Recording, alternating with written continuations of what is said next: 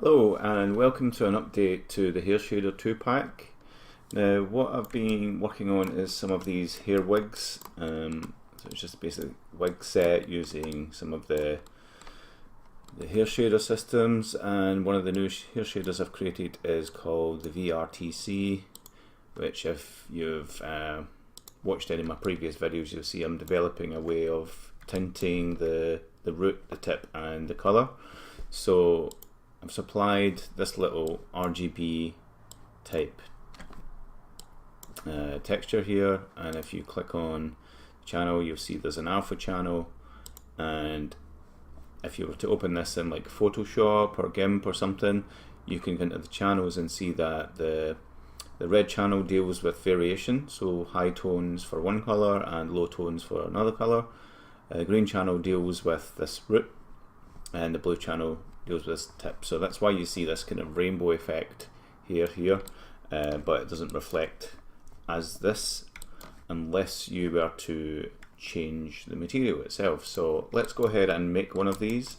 Now I've supplied a cutout version of the shader and an alpha to coverage version, so you can see this kind of pixely noise, but it does help deal with some of the kind of alpha that you get better than the cutout.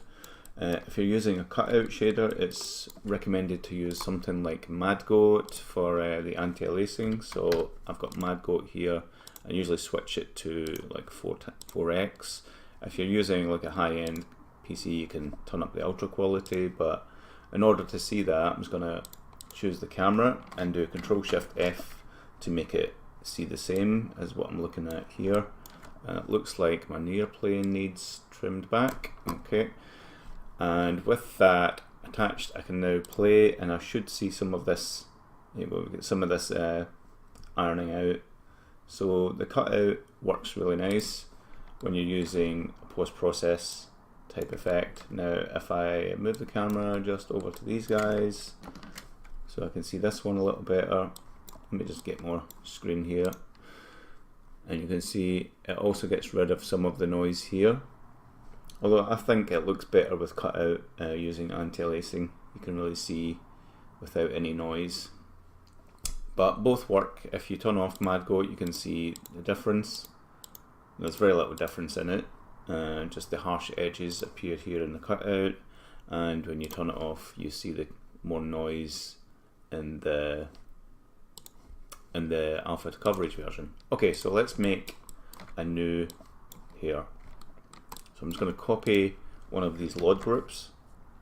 So let's use this alpha to coverage version and then go into the materials folder for the wigs. So I'm currently working on these wigs, so let's just call this demo. And you want to open this up and apply it to both of the LODs. Okay, that should now be there, and let's see what controls I've given you. So there's various things like, let's see, we've got a whole lot of things here that I don't quite use just yet. These don't seem to be utilized just yet, but let's see, what you want to work with is the light, VRTC stuff. So you can toggle this extra control of the VRTC variation root tip color. But anyway, what we want to change is these. So this is one of your main colors. This is done through the red channel. So the red channel is covered throughout the whole hair, but there's variation in the intensity, and that gets channeled between these two colors. So if I change this to like white, this is also the gloss value, so I'm just going to turn that down to 0, and I've changed this to black. Okay, and if I turn these down, these kind of root and tip values, this is purely the base colors, right, with no gloss, and it's going from black to white. So if I change 1 to white, eventually I've got pure white hair, and I can change the glossiness of 1. Now there's still some kind of variation in it, and that's because there's these highlight tones which create a little difference. You can see this highlight tone here and this one, you can change those positions. There's also the bump power, creating a little bit of variation and some metallicness. There's also noise power and spread, so that's all helping break this up a bit.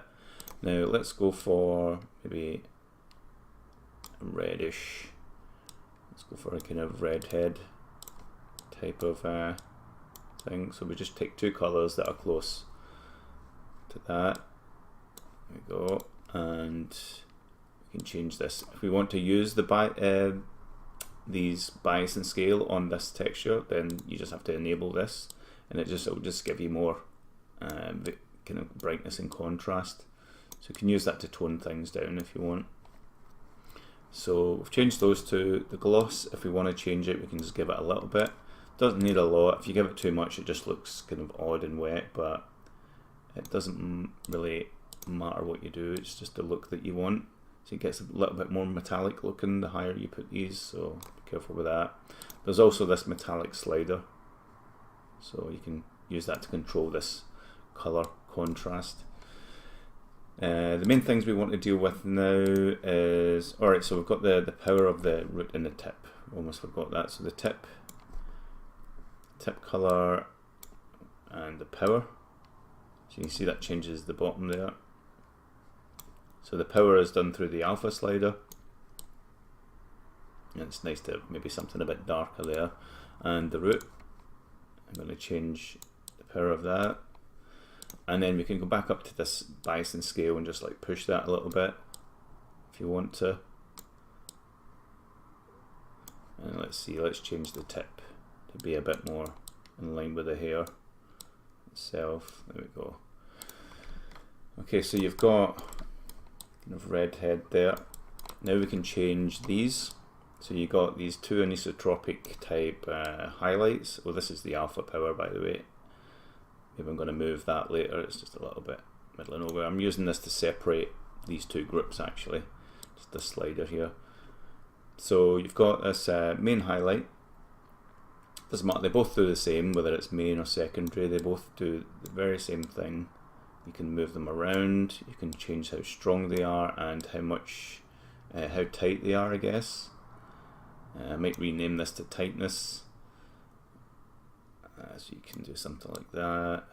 And then with the secondary one, we can change the position of that. And we get this really nice secondary highlight. You can also change the tones of these, and it can be anything you want. It's purely an effect, and it's somewhat driven by the light position, and I think it's also affected by the light color. So if you select the directional light and change the color of it, you can see it's also got an effect on everything, plus the intensity. So it works in all light conditions. You can see how that looks.